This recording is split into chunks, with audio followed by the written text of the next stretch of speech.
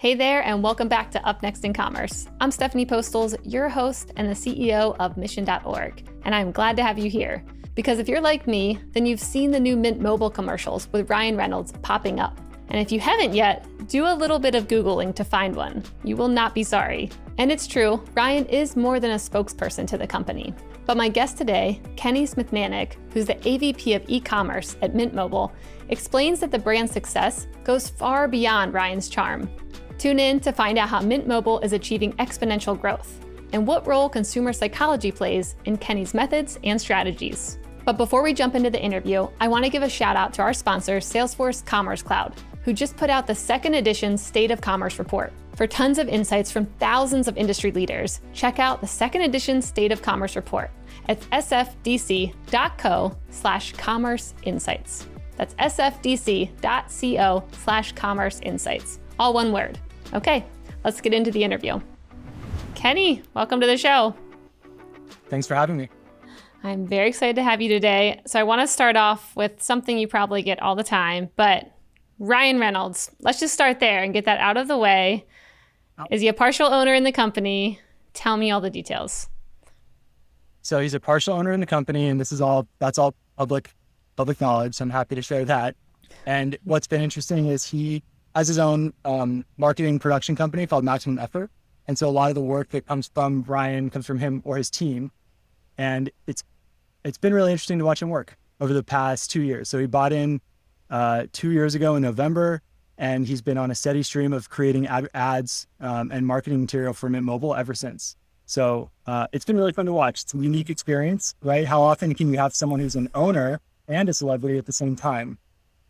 So we've learned a lot about how that kind of celebrity influence changes people's perceptions of a brand. Yeah, so his ads, I was watching some of them, and okay, advertising does not normally make me laugh, but I'm like really impressed with his creative vision. I think he had one where he had his mom star in it because he's like, we don't have budget. Who has budget to afford me? Here's my mom. And so she's like reading off a teleprompter. And the other one where his kid was filming it and he was paying his kid with candy and the camera kept going down. I mean, yeah. To me, that was like genius marketing. I'm like, I'm sure it's so fun wondering what he's going to come up with next to be able to promote this company.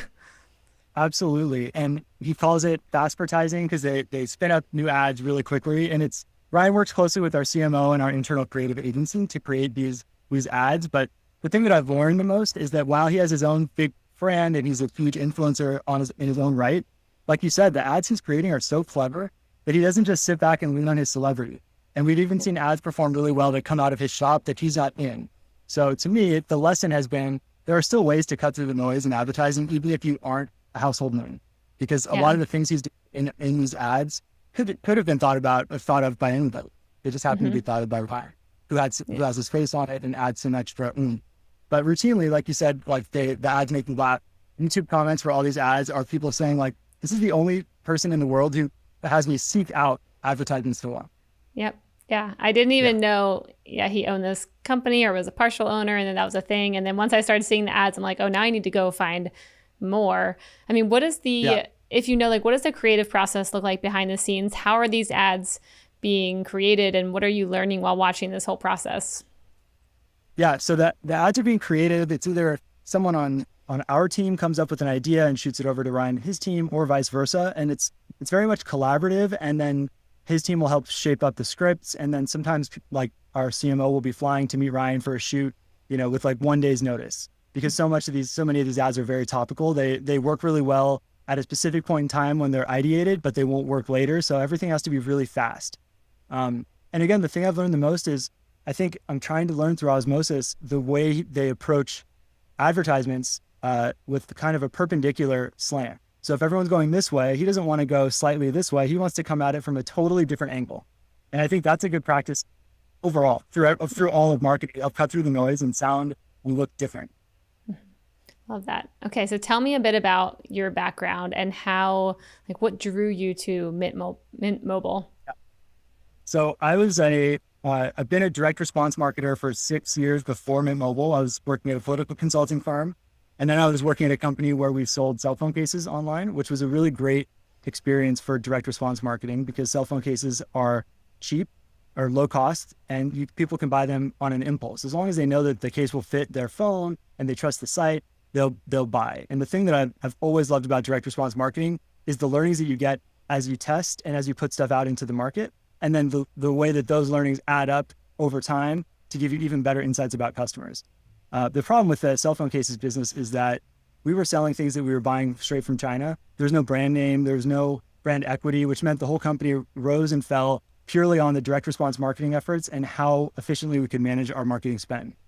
The next company I joined, I wanted to have like a really strong business business value prop, a reason for existing. So if you read like a business case in school on this company, you'd be like, oh yeah, that makes sense. People are going to go there and this company is going to do well. And then I wanted to join that so I could try to add some multiplier effect to something that was growing already. I wanted to help it grow faster. And that's what we found in Mint Mobile for sure. Because the value prop, premium wireless, $15 a month is so strong. It's drawing people in all the time, plus quality service, gets them to tell their friends. So all the work that we do day to day, it's just a multiplier on an already strong business foundation. Got it. So for anyone who doesn't know Mint Mobile, how do I think about the offerings? I mean, you hear $15 a month and you're like, okay, I automatically probably should switch if it's the value and the price is that low. I mean, how can the price be that low? Like, what is this company? Yeah. Well, we rent service from T-Mobile. T-Mobile is basically our wholesale supplier for wireless service. So we piggyback on their towers. And then the price is so low because we don't do a lot of the things that big wireless companies do. We're not running multi-billion-dollar sports team sponsorships.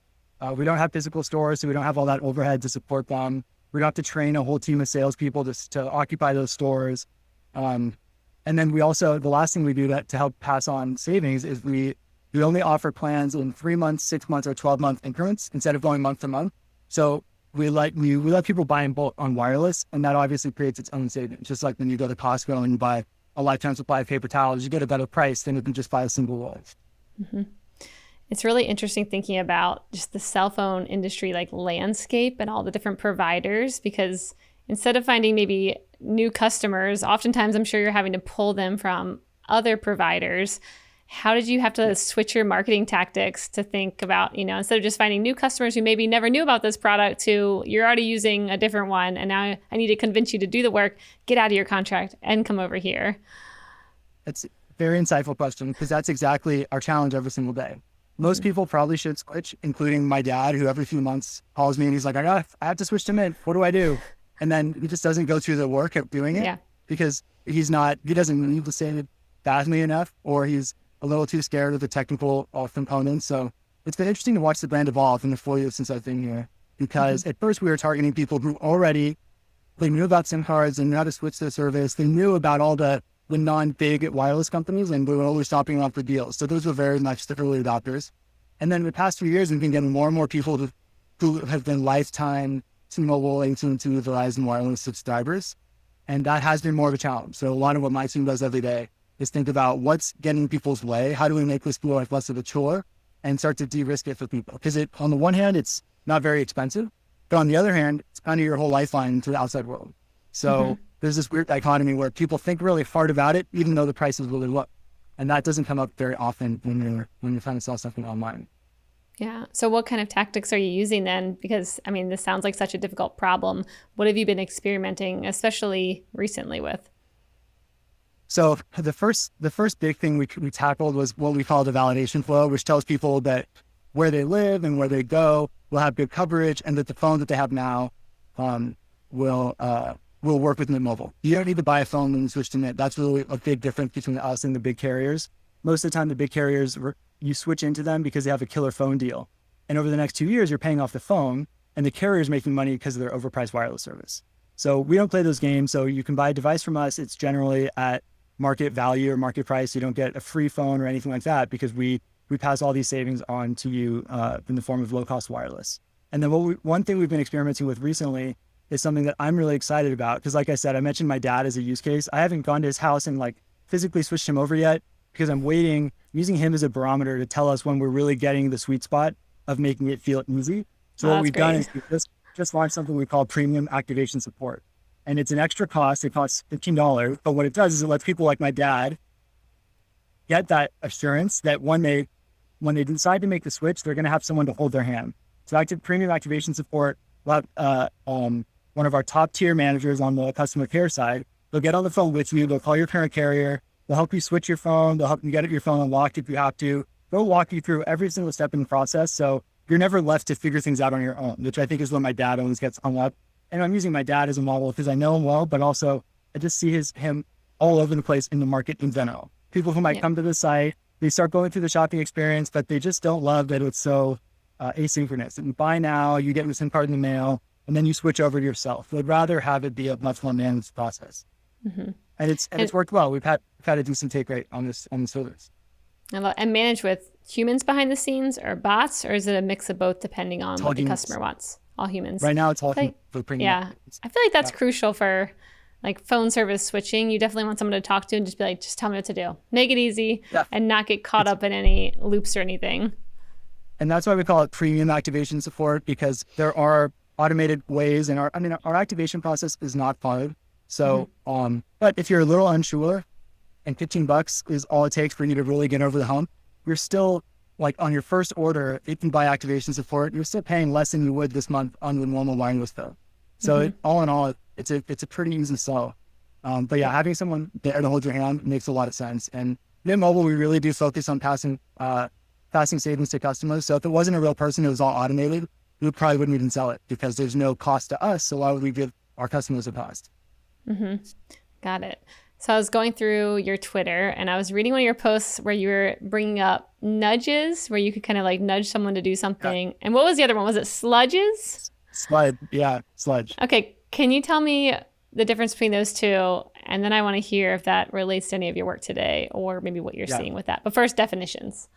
Okay. So nudge is a small cue or little push that you can give your customers to get them to start to get them to take action. So I think nudge really applies when people are switching wireless. Often it's used in government to get people to do things that are beneficial for them, but they're not doing. Like a lot of behavioral economists will look out ways to like get people to walk more, take the stairs, for example. And so what are nudges and you could do to like slight things you could put in someone's environment to get them to make a better choice or a healthier choice, smarter choice, what have you. And that definitely plays a role every day in how we think about wireless. But pushing someone along to do something they want them to do is all about removing friction. So we're trying to make it feel as easy as possible, and activation support is definitely one of those things. Sludge is something where you actually add friction to a port to the less valued experience. So the example I gave was and I heard this on another podcast from a behavioral economist. Let's say everyone's taking the elevator. It's healthier if they take the stairs. How do you encourage stair taking? Well, what they did is they added a delay on the elevator door closing. They added like 26 seconds to the door's close time. So people are sitting there for 15 more seconds, like this is taking forever. I'm just going to take the stairs. And it leads to a huge increase in taking the stairs. I haven't found a way. I think that there is a strong application of this to business in general and especially a high considered purchase like selling wireless, but I haven't found a good way. That's what I was going to ask. Yeah. Or do you think this could be applicable to e-commerce brands? Because I was trying to think like, when is a time I could make something slightly more difficult for a customer in a way that, gets them going in a better direction, but you don't lose them? Or do you think it's more of maybe like a brick and mortar type thing or solving, solutions in the real world that maybe can't be monetized? Yeah, definitely the very latter with things that can't be monetized. Yeah. And then for the business, I think it's about finding ways. So one example might be for Mint Mobile, we sell two different types of SIM cards. So we fulfill service via either a physical SIM card that we mail to you or an eSIM, which is all online. So you could buy a wireless service and activate today because we send you a QR code and then it does some settings on the phone and you can start using the service. Well, we obviously prefer eSIM and our customers do too because it's instant and we don't have to pay anything for shipping and there's no fulfillment costs. But it's also a newer technology. So even people who might be familiar with SIM cards, they get a little sketched out about eSIM, thinking like, is that going to take like my whole phone, etc. So sludge would be ways that we might add friction to the physical fulfillment process to drive more people to use. Yep. That's good. There you go. You got an example for sure. Like, I'm not so sure. Yeah, it comes up right on the slide. I love that. Okay. Yeah, I mean, it was super interesting reading a lot of your psychology posts that you had on Twitter talking about different biases and stuff. How did you get interested in this world? Okay, so let's go. I'm going to go way back for a second, because the way I Okay. got interested in marketing in general is when my now wife was a master's student in anthropology, and I went to an anthropology conference with her. But they were talking about all these the studies that they were doing about how people behave. There was evolutionary anthropology, so it's about like the roots of human behavior, and how do you know that certain types of behavior are replicated across an entire population of people, and that's where statistics comes in, and also economics. And then I started to see the value of that in changing people's behavior in the real world, either for good or for profit, or both. And it seems to me like all marketing fundamentally comes down to influence and persuasion, and have to understand how people operate, how they make decisions, and why they make decisions to really do a good job of that. And so cognitive biases and the ways of the flawed rationale that people use to make decisions is something that everyone should be aware of, so they can guard against it on their own. But it's also something that marketers should know about, so that we can find ways to help our customers avoid making those flawed decisions with flawed reasoning on their own. Okay, so I'm going to ask you now about these. I want to hear about the flawed rationales that they have, because I personally do not know them, and I don't know if everyone else does. So maybe we can go off in that direction now, and then we can turn back. Yeah. So when I just read something about this morning, so it's top of mind. It was called gambler's fallacy, where you might expect future performance to be based on past performance, even in situations where things are completely random. So like roulette, every spin of the wheel isn't like, if you get 5 blacks in a row on roulette, and you have the black, red, and green, if there's 5 blacks in a row, the next spin is not more likely to be red. Although lots of people think it's likely to be red because we've had so many blacks, it's bound to be red. But it's still 50-50-ish chance on the very next thing. Another one that applies a lot more to selling things is cognitive or voice overload, where you have, if you have too many things in front of you, too many options, it becomes way harder to pick one. Whereas if you just have a few options, fewer than 5, then it's easier to pick one. And there's interesting ramifications for that too, where even if people make a choice under choice overload conditions, they're less likely to be satisfied with it. And I think we see that in restaurants all the time, where restaurants that have huge menus, not only is it harder to pick a meal, but then once you picked one, you're looking at what everyone else got, and you're always in the back of your mind a little sad at what you didn't choose. Whereas a restaurant that has 5 items on the menu, it's really easy to pick. You feel really confident about your choice because it's the best one out of a very limited set of options.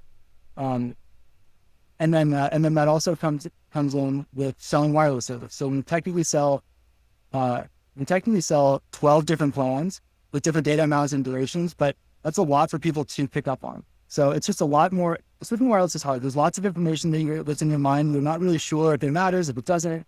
Generally, like, very anxious, I think, when you're shopping for wireless, because the ramifications of the poor decision could be huge and very time consuming. So one thing we did early on is we reduced the number of plans that people see right away on the site to just our most popular 3-month plans. So we took the options from 12 down to 3 or 4. And that had a huge impact on helping people pull the trigger and actually purchase a plan. Because there's not as much to think about now. Just those 4 options, pick one that's closest, and you can move forward.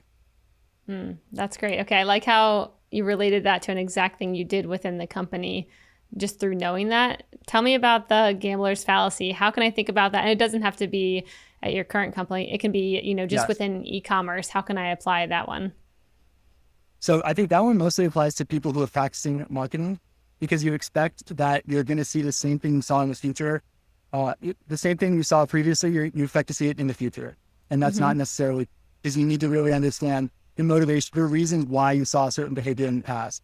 And gambler's fallacy is probably not the right example for this, but it's in a similar vein, where you're basing your future decisions on past results, even though the two are disconnected. So if you run a Facebook ad, for example, and it took off, it did super well, and then you run it again or a similar ad and it doesn't do well, you might think that the expectation was that the Facebook ad would do well, when really the reason it did well in the first place is because of some algorithm tweaks or some changes in seasonality. There's things influencing consumer decisions that unless marketers are really focused on research, it's hard for them to understand, like, what was an external influence and what was it, an influence from their actual marketing efforts.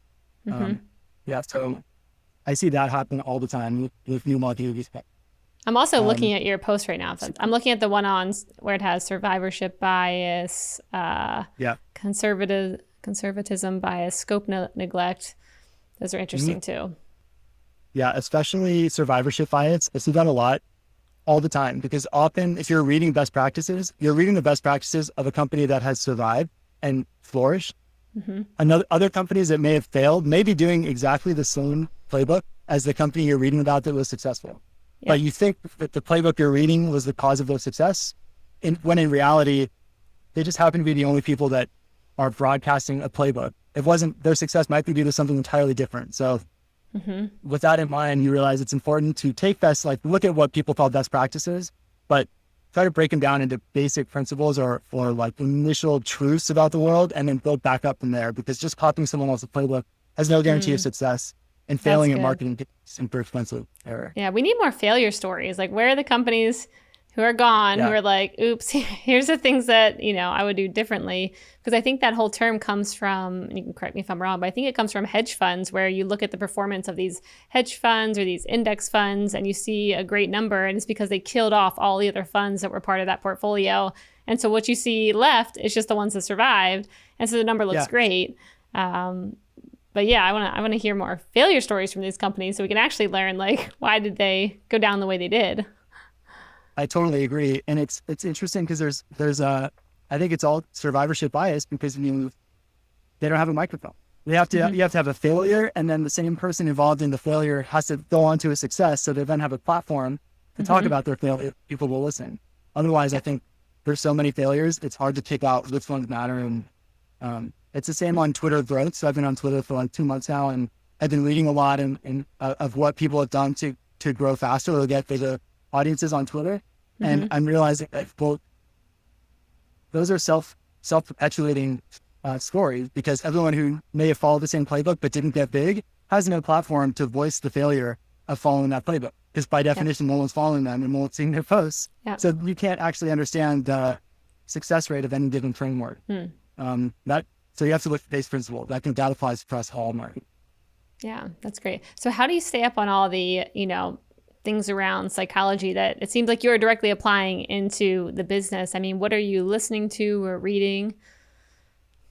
It's very eclectic. I think there's a few great podcasts there's one called No Stupid Questions. There's one called People I Mostly Admire. And then there's a Freakonomic podcast. Those all kind of tangentially related to behavioral economics. And then even one of their episodes has nothing to do with business, which often they don't, but they are talking about fundamental human psychology, which obviously comes to play then back in marketing. Yep, those are good. Which is gets me excited. Yeah, I used to always listen to Freakonomics. That was a good one back in the day. I'll have to tune back into that one again. Yeah. So I tend to binge them and then forget about them and then binge later. Yep. So I want to hear about maybe some secrets right now in the world of marketing that you feel like you and your team are tapping into and more people need to know about it. I mean, what are you doing behind the scenes that you're actually having really great results with, or maybe new channels or platforms that you're trying out that, you think more marketing professionals and commerce professionals should know about? Yeah. So it's nothing new, but I think what we developed in mobile is a proof of the value in having so we have a team on my e-commerce team. We have a group dedicated to digital insights and analytics, which combines user research, so qualitative research about customers and customer behavior and buying behavior, and quantitative data like the actual analytics on the site. So it says what are people doing and why are they doing it? And that's given us such great foundational knowledge about people's behavior. So if we run a test and we see an increase in conversion rate, it's our insights team that really confirms that the reason that we saw an increase in sales was because our hypothesis was correct, or because we happened to hit on something that we luckily tapped into, and then that gave us a new direction to go in. And what we've done since day one is we've done an amazing job of reporting all our test results, so that today the tests we're running are built on 4 years of testing. And at the last company I was at, we do a lot of testing, but we didn't have a great database for repository for tests. So you wind up after a year or two, start getting the day job. We're like, did you even do this before? But you don't have a systematic way of recording it. So you don't know for sure if you did or not, or what the results were, and you just wind up testing the same things over and over. So what I'm proud of that we've built is this cumulative body of knowledge based on all of our testing and research. Wow. So what are your favorite tools then to keep all that data organized, or is it a specific way you're setting the team up to make sure that you guys are actually answering these questions and keeping track of it? Like how do you set that up? I don't have a specific tool because I haven't found one that seems to work. So we have our internal company Wikipedia. It's based in Confluence. So what I've been fortunate with was being able to set the team up in a way that gives different team members enough bandwidth to keep up with this reporting and documentation. But I think that's when most marketers fall flat. Is it's always seemed like the third priority when you're running experiments. Like first you want to test, come up with tests, then you want to act on them and launch the winner, and then or if it's a loser, like forget about it and move on. You always want to keep acting. So I've been able to build the team in a way that gives people bandwidth to record the results and be really thoughtful, knowing that what they report as a result is our reference point for the future. It's like that is the single most important part of all of our tests, having a really good outcome and conclusion for why the behavior that we saw. Got it. Okay, so now you touched on team building and having your team, a great team. And I know you wrote a post around how to manage and, how you've hired, I think you were managing maybe 15 people at one point and talking about that. And I want to hear, what it looks like to be a good manager from your viewpoint. Yeah. So the first thing is, I've been fortunate now. I have 3 direct reports who all have, branched out to their own direct reports. And I think our e-commerce team now has 20 or 25 people on it. And then so I'm fortunate because I have great people leading each of the 3 functions on the e-commerce team. And once you have great people like the people I have that I get to work with, everything becomes so much easier because a lot of the conversations are so constructive and there's no direction. It's all just a meeting of the minds. And my role becomes creating a good scaffold and like process framework for them to be able to focus 100% on delivering the marketing insights or experiences or content that they have to deliver. They don't have to worry about all the other things. The data is there for them to access. The teams, they can feed it to them. And then there's good pipelines for getting the work out the door. So all they need to do is focus on really good customer-based insights and executing ideas against them. So that's been really fun. It was a new talent for me 4 years ago. And increasingly I see it as the role of marketing leaders to create structure for the more like tactical leaders to execute within without having to worry about the red tape of messy processes or unclear objectives, I think. Yeah. And then the hardest part, obviously, since COVID, has been getting to all really junior members in the team. So we do a lot of like team lunches where we'll play games or we'll do like just a Pictionary, and then 2 or 3 times a week we can fly everyone in to be in person. We do a lunch and a dinner and like an all day just get to know you kind of thing. And the key thing for me is finding ways, especially with junior team members, where you can't talk about work as much because they just haven't been around long enough to find personal ways to connect. So some kind of common ground where you can be friendly with someone and you always have something to talk about because you found that similarity. It's like common sense friendship stuff, but it's not intuitive to apply it necessarily when you're talking to someone who's been working a full-time job for just 6 months. But that's what I found to be a big game changer, and I think people on the team get a lot of value from it too.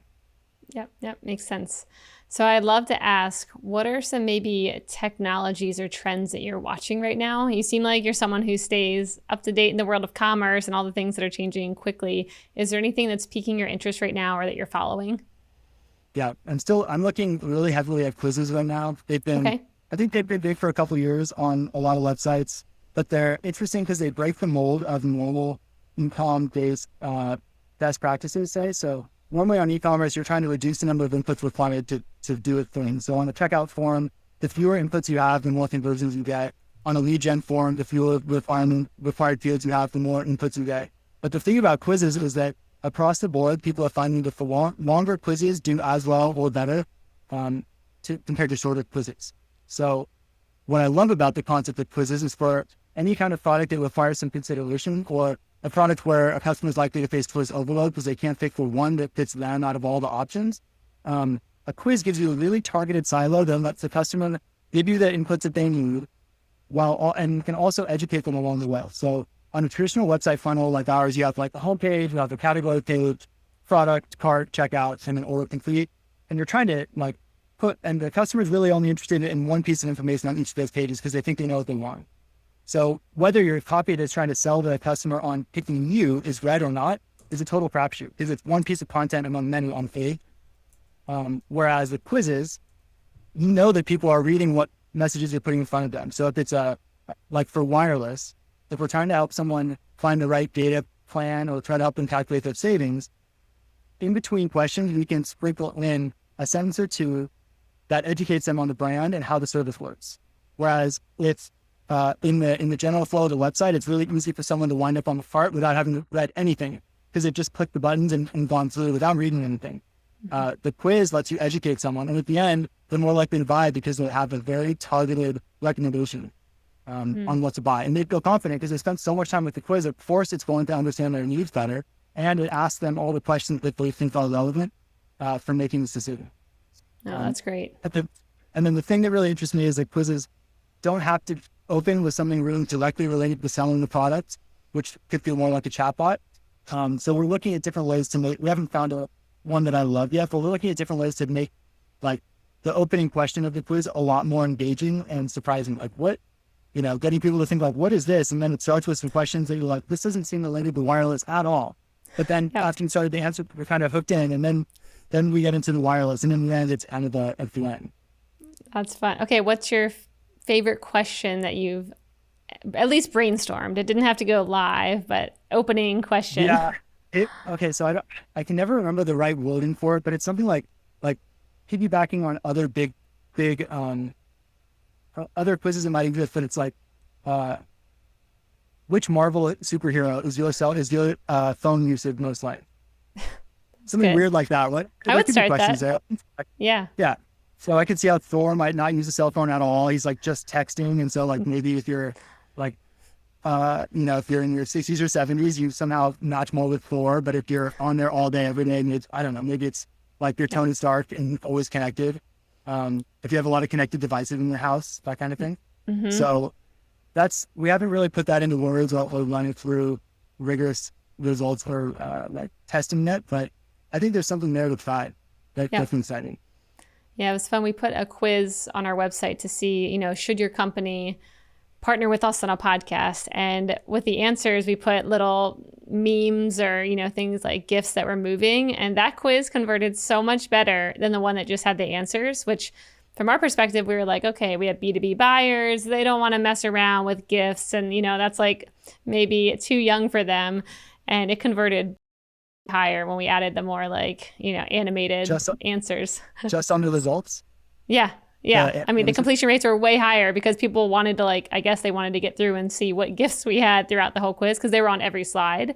So we had one that didn't have any, and then one that had them on every single slide. And that one converted way better to get someone to actually complete the quiz. That's really interesting. Yeah. I think that makes sense. And I think there's something there that we haven't tapped into yet that might be interesting to use Ryan Reynolds with, where he could have his own content that's original in a quiz like that, and then wanting to know what's on the next screen from him. That's funny. Yeah. Could really draw people through it. Yeah. You might get a lot of people who actually don't even aren't even interested in switching phone services, or maybe they're already Mint Mobile customers and they're like, I still just want to see it. Yeah, totally. And if you can make the result shareable, like which Ryan Reynolds movie character are you most like? Mm-hmm. And that's a little hybrid. I like it. That or if it's a wireless recommendation. We just created it right here. This is all we need, Kenny. Just you and I brainstorming. We will fix all the problems. Yeah, figured it all out. For sure. All right. Well, I want to move over to the lightning round. The lightning round is brought to you by Salesforce Commerce Cloud. This is where I'm going to ask you a question, and you have a minute or less to answer. Are you ready, Kenny? Ready. All right. First thing, if you were to choose any book as mandatory reading for commerce leaders, what would it be? It would be,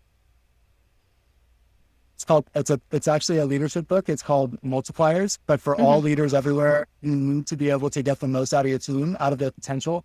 I think everybody has secret superpowers that are sometimes hard to dig up. So I would force everyone to read this book, Multipliers, to really think about how they're drawing out the best of their team or suppressing it with their different activities. Yep, that is a good one. I love that one. All right, next one. What do you not understand today but wish you did? I don't understand the impact of iOS 14 on Facebook ads as well as I wish I did. I've been so focused on e-commerce. I have a counterpart who does all the media. So she sent people to our site and then my team and I think like them. So just for industry reasons, I wish I understood it better than I did. Yep, that's a good one. I always hear everyone talking about it and complaining, and I'm like, what's exactly happening? Because I actually read, who was it? I think it was the guys at Common Thread Collective or something that put out a newsletter that showed that essentially Facebook ads and the performance, ROAS and everything are back to where they used to be before the change. And so then I'm like, maybe we had all this fuss for nothing, people. I don't know. No one quote me on this. I do not run Facebook ads, but I did see a post and I feel like, it seemed like it was pretty accurate. Yeah. I also took a similar gist away. I thought my takeaway was like, you can't tie really direct lines to the social spend like you used to be able to, but the overall performance is still there like it was before. That's what I took from it. Don't quote me either. Same. I probably read this to be right. Yeah. Everyone can blast Kenny and I on Twitter. You know where to find us. Let us know if we're completely wrong. But okay, next one. Would you rather lose all of your old memories or never be able to make new ones?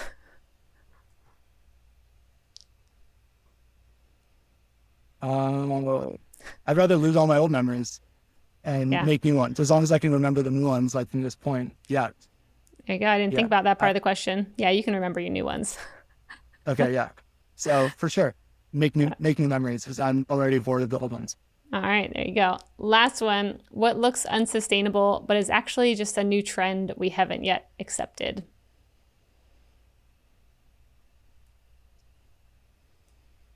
So I've been seeing a lot of personal newsletters or small, not smallish newsletters pop up all over the place.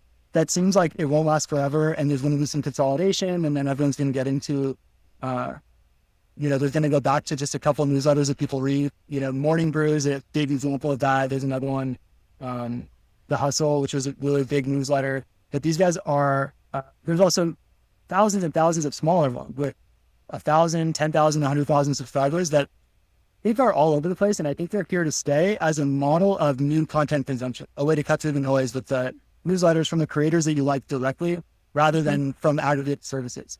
And I don't know that it's here to stay forever or if it's going to follow a normal business cycle of like consolidation and then there's going to do just a few and then everyone's going to stop paying attention because it's too generic.